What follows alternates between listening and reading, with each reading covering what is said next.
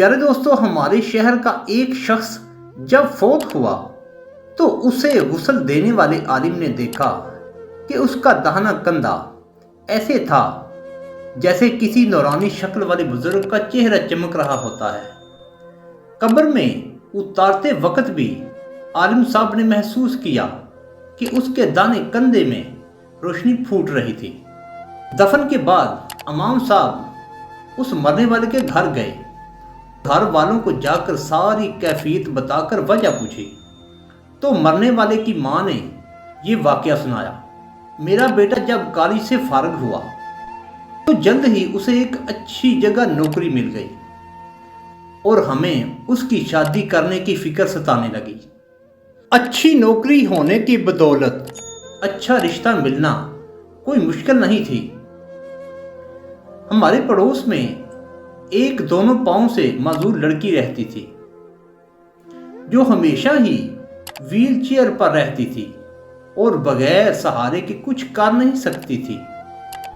میرے بیٹے نے کہا، امی جان مجھے اسی لڑکی سے شادی کرنی ہے۔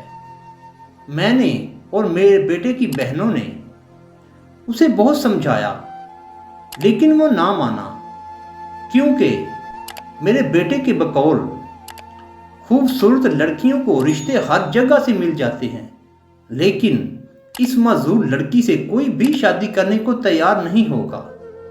آخر کار ہمیں اپنے بیٹے کی بات ماننی پڑی اور اس کی شادی اس معذور لڑکی سے کر دی۔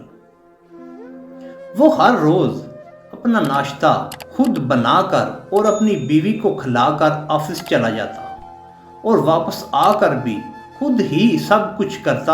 اپنی بیوی کو باتھ روم وغیرہ لے جانے کے لیے وہ اسے اپنے داہنے کندھے کا سہارا دیتا تھا اور اسی لیے اس کا داہنا کندھا چمک رہا تھا، کیونکہ اس نے اپنی زندگی کی آسائشیں اپنی معذور بیوی کے نام کر دی تھیں۔